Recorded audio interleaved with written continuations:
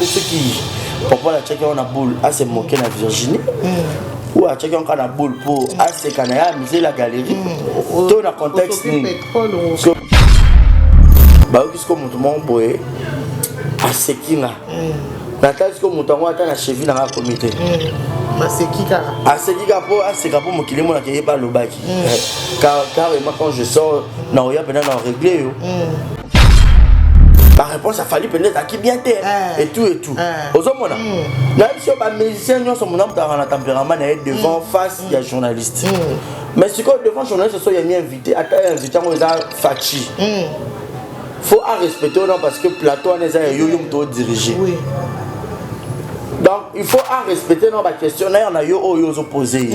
Si on peut répondre à tout, s'abstenir, c'est bon. C'est bon. On a allé étonner qu'on a mon boudouga et faire. Ok.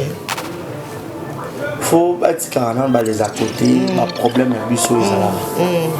Journaliste à impartial à l'église du village. À Zaraté, à Moutou, hormis peut-être sur la clause, on a musicien XY pour signer, mais tu es bien payé. Et puis tu vas te lever la caille. Ah, là c'est bien. Après, il y a le roi Mouyibi, bon, du genre que je t'ai porté plein de bien qui adresse dans la tête, il y a avis de recherche. Okay. Tu vois, et puis jouer dans la gemme encore à la con en disant que autrement à Beninga, qu'il faut animer les barons mariage et tout, parce que on m'a rappelé la soirée, il y a un mariage et tout. On appelle ce modalité, un petit frère, on n'avait pas pour ça avant ça bon. Et en ce temps-là, alors que quand on a un petit frère, on les a pas parqué. Dans sa vidéo pour que avec sa public mais bon, Dieu est bon, je suis là, et puis voilà. Voilà, Mbote Balandi à Eno Télévision, nous TV, en tout cas un grand merci. Et vous voyez que vous allez pour nous Hollande Bisson, en tout cas ça a un plaisir et ça a bien, vous voyez que nous avons un libota, mon réseau attend vraiment pour Nangaï. Merci à Mamie Miline Zemba et à tous Pépélé à Betolo. Un grand merci à toi, Mamie de mon cœur, j'entends beaucoup. Tina Moussa la canadienne, un grand merci à toi. Bob Binda partenaire, un gros bisou à toi. Trésor Mwamba, nous sommes ici et puis dans ma soto Sani. La coordonnatrice de Numbi TV, Stéphanie Céline de Safira Kaïdessan. Gros bisous à toi, ma chérie. Aujourd'hui, c'est un plaisir. Il y a un confrère Nanga, Mikole Belé. Mikole Belé, elle est dans la Numbi TV, mais il est quand même, vous voyez, il y a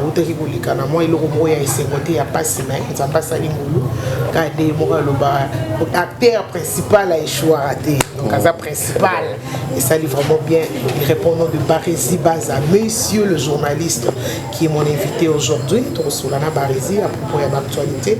Donc, le bel Kamboya, héritier Watana Bina Virginie Manganga. En tout cas, il y a des avants sombélés. Voilà, vraiment, des logos et des mois qui a monté sur là tout à l'heure.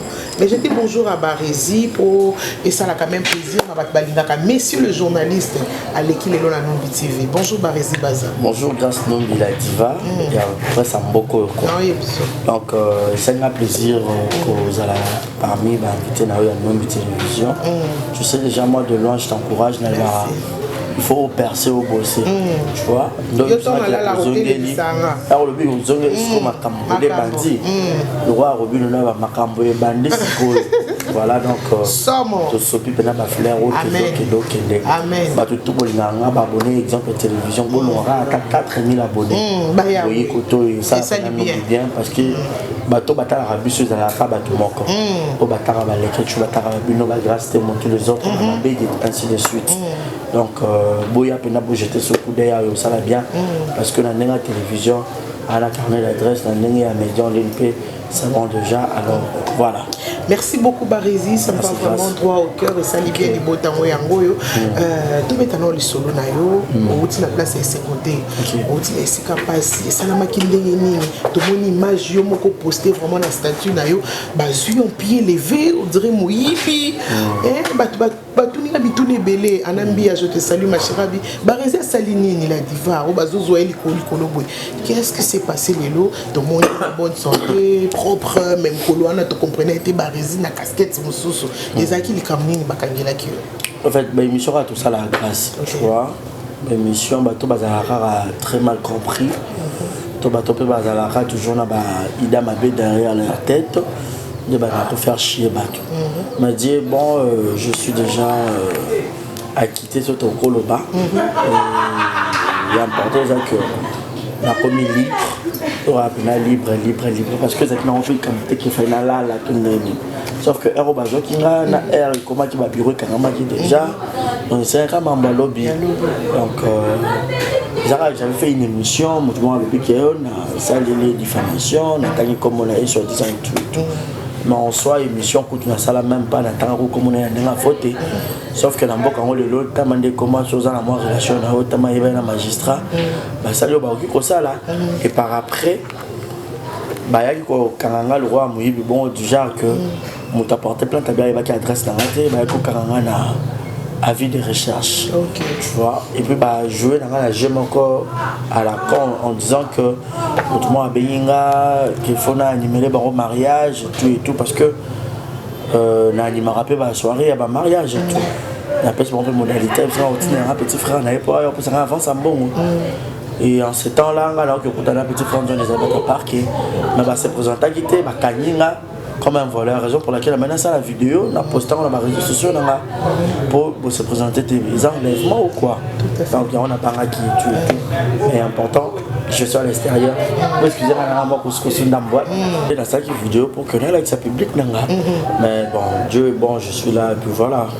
Donc et si m'était le pasteur Moïse Bia imagine. Et si m'était mais prochainement puis on zone la machin émission bon côté. Non, là enregistrer Moutou, on n'a pas eu. Non, prochainement Bengi tala mutu na yo prochainement tout est asali loko moko bien te et les épées va te comment na style na yo ya musala na yo moi logique zalaka mais ba lobi osali loko bien te analyse nyonso yaka to actualité nyonso yaka président de la République le Blanquer voilà on ça la kaka ça te point toi la liberté d'expression quand même et puis pourquoi en gros il y a pété puis tu peux compliquer le dossier tu vois parce que ceux qui t'auront compliqué le dossier il n'a même pas raison parce qu'il faut tout ça une confrontation à foutre habillé na poton ya Congo pour que tout ça bien bien il sera belé peut-être après on a za la kunenga belé tu vois mais en soi déjà je dirais biso to tika rolobate pour battre bon quand ça monte tout le bambou na exemple la télévision to film raté tout ça à analyse normale et c'est tout quoi enregistrer mon coach audio à mon baza azam ta bosoté après danger té ayebani pété na zappé na soif à royer pété je comprends bande ko na ende ba yebanga ne ba benga nga ba ko tsana na kamuna ba o ngana yeba mutuna makoluti tu vois na bonne foi na bon cœur na donc quand bande ko ni batu ba benga voilà so bande ko ne mettons mususu linga ki oyebana na c'est ça en fait et puis na zappé na soif oyebana ite naza na tina oyebana ite ko yebana yeba kisanga ni A ni B ni C voilà évolue quand même autorité les mapas wana te eza quand même kambo ikoleka doit enterrer à l'eau barisé à Zalibanda au Sala pour votre information il est déjà libre à voilà. Continuer au Sala voilà Barisé j'espère que vous avez tout ça mon anga aux moins le cambo ils ont internet il y a concert nayo il y a Yaya nayo la combo il y a Virginie Manganga où il y a quand même modèle aza quand même ligne sanzate na musala na biso aza quand même moto asala ba trace ya makasi qu'on se le dise ayamba batu ya minene ba artiste ya mboka na biso vraiment comme on a Virginie héritier Watanabe extrait ou ba page posté il y a humiliation il y a confrère il y a concert na Virginie Manganga je sais pas est-ce que ezaki ndenge ni soto ko solela mona ndenge mo analyse mukie et suki wana te hérité to confrère na biso popo le mu pasula a posté au qui s'occupe pétrole ce que quoi ici pétrole relocota s'occupe après pétrole le mois bongo parce que na mona ki on a Facebook naé et les épées Virginie bah ça va capture ba tindeli on y Virginia sali audio a tindeli koto et commis à lubina popol en tout cas kezoni na ba commentaire to moni commentaire ya Barési baza pour ba ça nga pe capture pas yo bi bato balanda biso bazala wana kaka mouvement donc yo lali tala mutu no maramba ça nga be sali suni mwana zo pesa nga capable Ah, oui, tu es boloko. Ni le sous au à commentaire à soutenir Virginie Manganga. Tout cela, on a barisé Mouki à propos de l'Ikambo Salami. Est-ce que Héritier Watanabe a qui pour répondre journaliste bongo direct dans le plateau? Je sais pas ce qui a une réponse normale. Barisé au monde. Grâce, tu sais, dès que tu as invité, bon, surtout les musiciens, tu as surtout les gens. Tu as humain, on doit comprendre. Nous avons humain parce que tu as humain. Nous avons journaliste, nous sommes à quand il a invité, on a besoin de yeux dans le plateau, on a des questions, on a été fait au carreau. Et parce qu'on a invité, nous sommes sortis, à l'Europe, mais là, on a besoin de n'y taper pour battre. Nous avons la responsabilité c'est de partager des deux côtés. Virginie n'a pas tort, Héritier aussi n'a pas tort. Sauf que ça a moins malentendu moi et les Kanaki. Parce que la première émission était Virginie et Héritier n'a pas tort. Tout le monde a yamba Watanabe. Tout le monde a des répercussions à ma bête et raté. Ça a peut-être tu vois. Moi ce que j'ai compris c'est que excusez.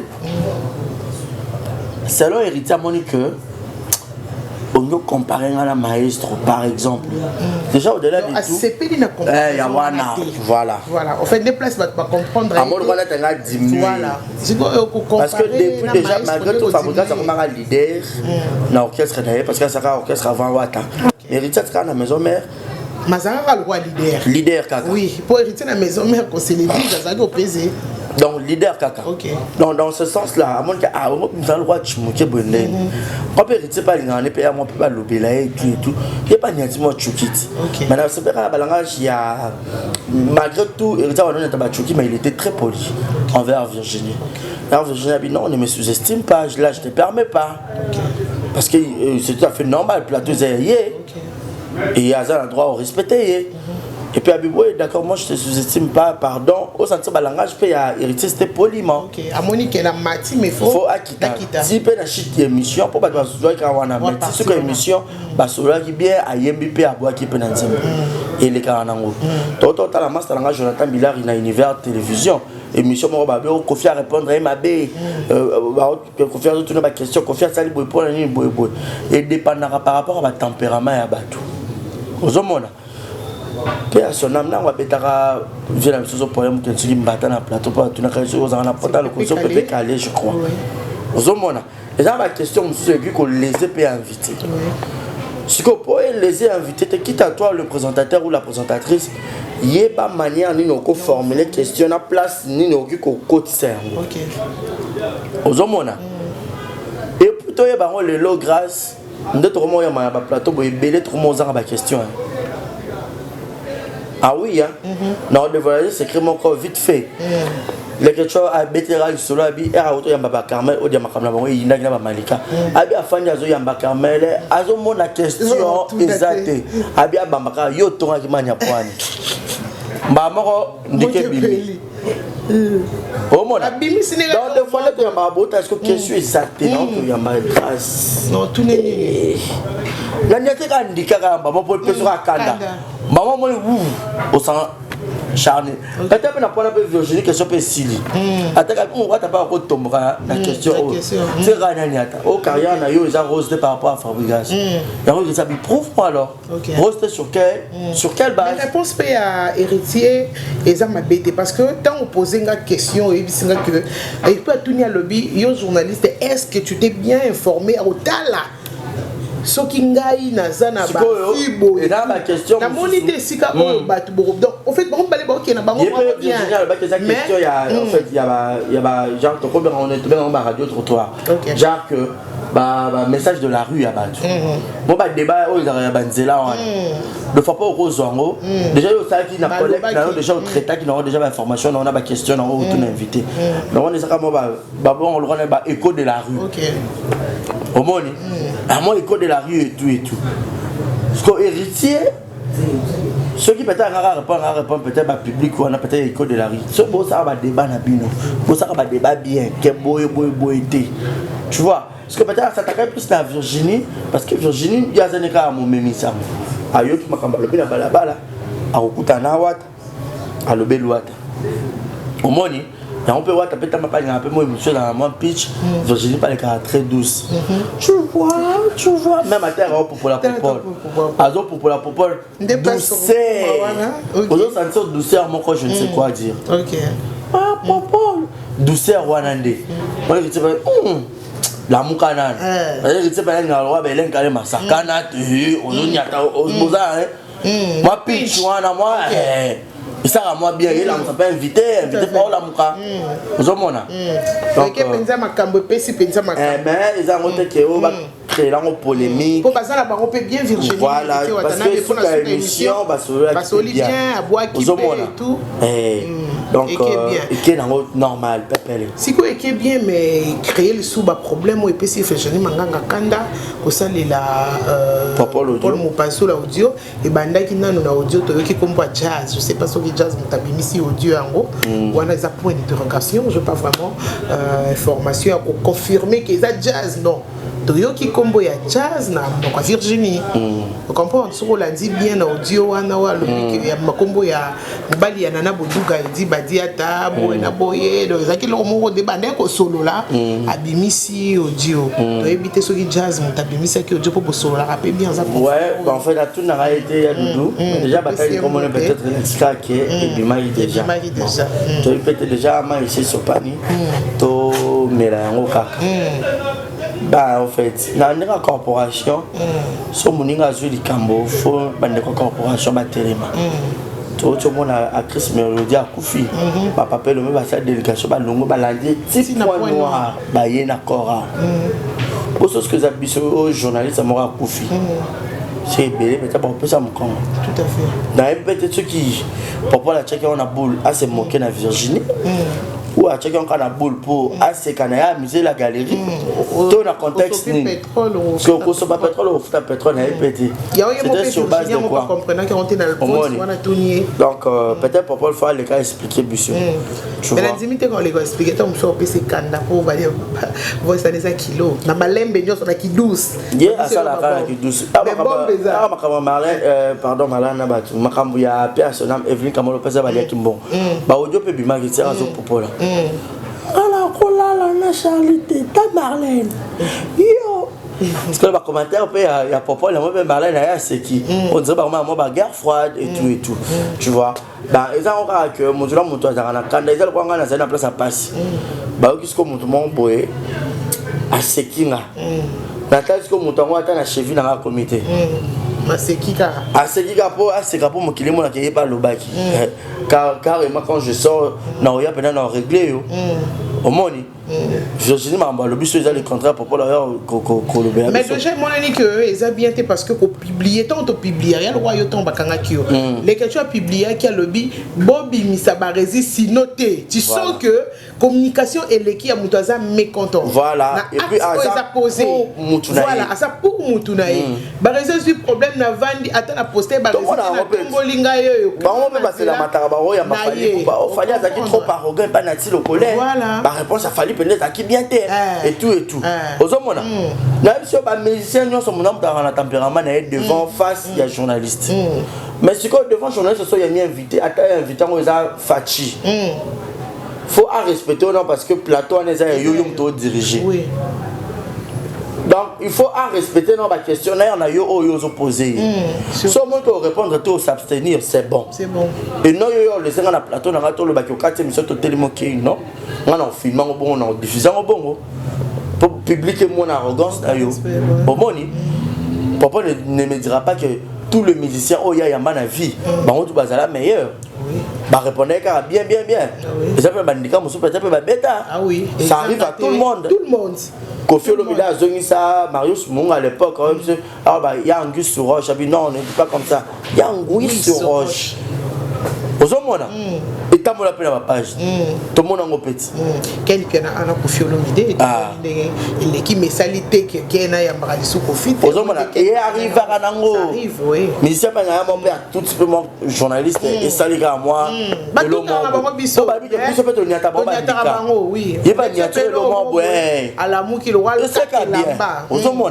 donc fallait au moins encourager des Virginie qui peut-être à se moquer na on a contact ça on se moquer na si comprend na yo ba rési eza eza moquerie ou soit eza oyeba te eza moquerie voilà tout court eza moquerie parce que on a un exemple yo tant ba poster que pas les questions qui clair na texte na ye abi bien bo bilisa ba rési voilà tu sens que mutana kanda na rage voilà mutu na ye et puis ba nyonso eza na zaki na mabe ou na raison na mutu to banana azo et surtout toujours ça na musala oyo toza biso to ba ta famille ko sala eloko moko ya boko ko loba oyo ko mama ki wana to invité azaki contre Virginie donc fallait pas qui n'a bien été ouais fallait pas on dirait pas bolingo ezala raté entre biso wana musala exact mais Virginie nous ça on est la mystique yo quand même comme Lucie on est bendé ouais nanga Lucie on est surtout la génération tout ça pas baliter hein balé oh c'est poli mwana nino kina yano bon mwana yo Lucie on est ça pour on va la mémoire la pour kala on a yo moka kusa fali alléluia amen de bomenga la biso abo ya mara fali pour les quoi passer au thé ya bio fali amen amakasi non peut-être fali ba makaki na plateau fali bu fonga ya Virginie motema bona ole ka pene mission na ça bien ayamba déjà ba grand leader no sorti nzeka fali ne mutu Nathalie Kate. Te wana za skondere ba maram na bango na bandenge moko to kota. Te ma faut aller kaka ça te il faut kaka. Te faut aller Kate. Ça a aligné na été. Fallait on pas aller nzanza te quand même. Mais Virginie pas voilà, fallait aller nzanza te. Virginie pas aller nzanza te donc bon bambalé ba yebine maram na bon OK. De temps musu bazana moi ba gueule froide mo boé. Oh to koki ko kota te mais ce qui est sûr journaliste le roi Virginie asali ana kombo. Fallait poupa ana kombo. Donc tout le monde muto kota na kati et surtout tout le bel appel likambo ba journaliste to komi ko empêcher ba artiste musicien ko leke pas moninga so zala muto vraiment ya fali au côté tam sous demande ya te ko leka kuna te ya zala ta mususu kini na faire yeta mususu zala boy et loko wana pe komi de trop na musala oyo nga una zale to nem ko na mona na buduga ya mbifere OK faut batika na ba les à côté ba problème na biso ezala journaliste azarana impartial azar église au milieu du village azarate ya mutu oyo hormis peut-être ça ba clause na yona musicien XY pour signer ba mikana tu es bien payé et puis que ba le belaka yi là c'est bien mais au cas où on a rencontré la mutu moroté je ne trouve pas l'importance que et surtout ça ko ya mutu nyonso ko le bela actualité ya mutu nyonso. C'est comme ça. Yo ça la partie pété barezi. Non, ça la partie nationale. Non, ça moi makamo ya bakati Te. Yo soko yo kika mutu boya beta ke mo ndika olingi. Te, na olinga na ngayo mais so sengi musala pena na zoyo na zo na ngayo peut-être na olingo parce que le ça m'a invité mususu. Hormis que vous allez inviter un journaliste na plateau pour qu'on m'appelle moi ba intimité mususu. Intimité mais les cas makasi. Ce qu'on a côté intimité na biso na ko doser. Mais côté professionnalisme, top professionnel, na rose on a besoin aussi d'avoir intérêt dans les ans. OK. On a tube micro. To bien na kama mpanzi to fani na tube ka micro. To solo to bandi tek. Ça to vidéo mais na intimité na biso na ndesiko o le kate. Avant que yo po boya pe na côté profession o la c'est amateur na yo. OK, na on a côté intime. Wana yo. Mais na ngamo ko surtout nga no ben intérêt. Likambo no so na bikeza intérêt na ngato na avantage na nga. Non ça là. Non ça en grâce. Si on a mis intérêt dans les awana, na olukacho nyonso nene okotaka pona benda. Moi regardez moi nezai kitisa ngai na kendene. Par exemple za nangote. Je le dis parce que na utelo ekitsa nga kutezala ate. Na mona ngote. Elo ekitsa za ate. Imagine toi ba policier na pa ba babi yo za ba orgueil tu es toi na orgueil te. Non so na binonde. Beaucoup de gens place on a ba solo ba salite quand même. Biso doit ba pomo tellement allergique au liaka elo mombo mbome bimi au fana ka place moi salite bo makwanze bando salo parce que yebisanga ngana ya na TV na comme longi amboma ambo bo respecter nga quand même la presse non le bela mutu ce policier na normal on a mutu civil et tout moi ba guerre on est on dirait aux alrois moi ba mbanda parce que on a payé le quartier. Voilà, ce monsieur, le journaliste Rolé Kati, a raison quand même, Yaroluba. oyo esengeli mpona ye bavandaka place oyo esengi mo evanda socialité eza esimbaka te donc oza propre il faut emonana tozochite na likambo ya Karine Mokonzi nde place vraiment tozosukisa émission na biso ya lelo aza quand même moto kosololaka na ye aza moto oyo oyebani na ye depuis Kinshasa likambo ya zemi na ye tomoni ndeko na biso efete Kalombo aleki botomona ofingaki mwana na ngai boye na boye je sais pas barezi ya kokoloba nini na likambo yango komona zemi lelo bapublie na uti kokota tout à l'heure namoni asali vidéo babi bon ya sola bimisi siko libumu yango yango tozoyeba likambo ya libumu yango te barezi déjà moi je suivi Marc Tabou aza parmi ba icône pe ya média ya presse abi arokota na ba aventure on a te azo micro na yaki ko animer na baby show ya Karine ozomona mais suka zemi pe mutu voa bota karati bota na déjà Yvette Karine ngal bango un jour bon le banaka parce que au pays va être comme ça la TV on a la Karine non te ba bimisa ba handicap na ya makasi on va ba bimisa ba handicap ba makasi boya te wala za makasi te grâce kenda ki boye te wala za ya makasi ba bimisa te yo yebi ya makasi te ba bimisa te kasi on a so ana Yvette ay bisara ya makasi na ba bimisa te oso ba bimisi YouTube e kabona kaka ba bimisa na bango te un jour ba fana ba osula mwana mayo betaka bandika yo betaka bandika eleki ozomona ce qui est sûr baba Karine en en septembre par contre c'est la paix moi makambo tete septembre kala tete le tout déjà en juin to chiter ko na juin tout kanga na juillet na août 2 mois septembre to zela mwana obotama encore pe Karine dans tembe encore ba bimse moi ça makolo ba filmer kaka parce que to ça n'est pas balinga tembe o ezaki ya AliExpress o nini abimisa mwana mutakocha pona via mutu zaka nzambe ozomona Dieu fait grâce à toute personne oyo ya lingi oui certes Karine ça ba mabena yona finga batu finga bana batu et tout mais na beaucoup nzambe peut-être soit ça nzambe pardon que nzambe sali grâce et goleka et ça mutu mokili ndazong ça œil pour œil dent pour dent et pas nzambe œil pour œil ça raté nzambe epana œil pour œil a raté mutu na mutu azali libre ya kopambola mutu alingi mutu kutana muyibi na yesu ne kulusu muyibi akoti lola bebi ayiba ba mama batu babilo oyiba mama na combien de fois balela mwana oyo oyibi nga biloko nanga mwana oyo alakili ya mimambe baloba nzambe abi yo no mutu kenanga siko nzambe ko mama na te poser question nzamba ko mama la te po mutu so yibelo no nde swaka ngapena mutu nzambe na la keli biloko nanga mais ko mkolango nzamba biye ka ndefa kota to mona ba grand magicien a témoigné penali ya batu 90000 personnes ba famille mo ba bike mutaje no na biso yo mais je crois nzamba biya kota lola bo ba kenza ma injuste po ende kolo lola ngo abi yena mtakota yo som notamment à bosser mon voiture au quotidien o banzambo ça injustice to jaba tuté le salut est individuel nzambe mo ay motema numbi ay motema ya mutu boye peut-être kana bola mo moko sala e makata me pa nzambe ka mo na suma bena out ozomona déjà c'est maintenant na mkongote ya liposo to zelae arobota mais quand même Barisi vous êtes d'accord na ezemi yango to Barisi non je suis très d'accord que tout et tout Barisi voilà mon ali muzaki mukie vimbi ezo vimbi au fur et à mesure OK na kana pe boy Karine ya bikaza mona moko peut-être que va faut que mon nzambe pas passer ba tripler OK yebsanga bolobane. Voilà, c'est très bien en tout cas, merci Barisi. Tout comme vraiment que c'était juste actualité aux Ezala qui n'abisso, on a tous soin de qu'on abisso Barisi, Baza. Et ça lit bien la moto, ni sur occasion on a d'abisso. J'espère que au comprendre le message on abisso et à l'élo, Barisi à l'imbole libisso, n'a bouquet bignonso. mais c'est les journalistes et ça me fait plaisir. Je sais pas si on a quand même un message, il y a Europé, ça n'a pas tout vraiment balancé biso lelo et surtout n'a beauté, n'a pas tout exemple TV va soutenir rayo, et ça a quand même bien pour te commis na biso vraiment souka.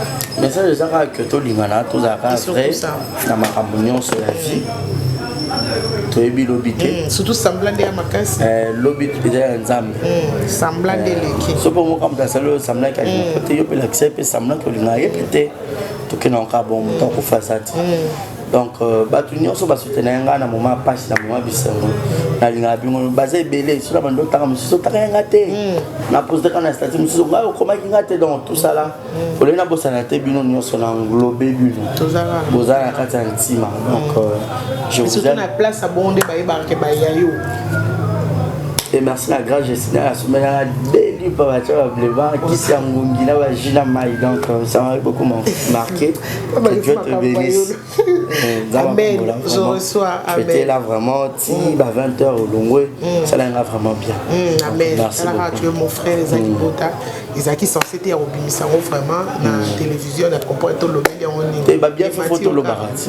Pourquoi ça se comme ben tu au fan de la TV. Tu fan na peut-être là et ta ko ça qui beaucoup le et ça peut bien. Je crois ma bende hypocrite. Non il a TV hein. On n'a pas ça le peut bien habiter. Na et puis l'autre tu na bola mon mutu. OK. Merci beaucoup mon frère, je sais pas ma dédicace. T'es pas dédicace dans englobé grâce. Non, t'as pas belé. Balike belé. Yo boira na. Ba soki pe yaniki chambre, soki pe chambre. Ah ba samboka sona ba te mo ebele ba yoka zuwa. To yoka ke kaka ba stati yaniki chambre. On a privé personnel. Ouais, to préciser kambote. En tout cas grand merci à Parisi Baza, en tout cas ça li bien na batunyo so. Baladi biso lelo Ibertingi, gros bisous à toi, gros bisous à Lila Sommetamba, ya Barbarie Takelia no mukolo, la maman de DDD, gros bisous à ton motema de voisin le frère, gros bisous à la partenaire à vie, Aewing Mupanzi, bon on a le bon biso, il y a Aewing ONG mon réseau ça maman ya kitoko, wana ya Barbarie tamukulu basimba papa dodé na loboko babito sunga. Bato bazana mité mo sunga ko ba on a Paris de moniteur tout ka bo mela bo pambo ma. Merci beaucoup, merci à mon swag international Yaya Moto. Gros bisous à toi, bon retour au pays, à Laura Moulunda, MSL Shop, Mako, bon retour au pays, je t'aime beaucoup. Il y a Christelle, hein, gros bisous à toi Christelle Moulunda. En tout cas, merci Namabo Tanyoso, merci Nabat Balingangai. Vous partagez l'émission, mais vous s'abonnez, belé, belé, na zongi. Hein, je suis déjà de retour, na zongi. Ibertingi, je ne peux pas oublier. Sander Sengenge, Yassa, gros bisous à toi. Joanie Chanel, beaucoup de jours. Naboussa Narote, ma copine, nous allons la monter. Valérie Fala, Valérie Fala, Madame Yala, gros bisous à toi, gros bisous à Miss Yafala, Yamoto. Je t'aime beaucoup, un grand merci. On s'en partout, vous allez Marius Kikabangé, gros bisous, Yaya Moto. Je t'aime, Nadège, la maman de Bradley, et c'est un beauté de Bora Moussao. Eh, Nicolette Kazadi, félicitations ma chérie, bienvenue à notre bébé. T'es ma papa Kazadi, Nicolette Kazadia, Camarade de moi, gros bisous à toi. Je vous aime, restez toujours sur une télévision. Bye bye.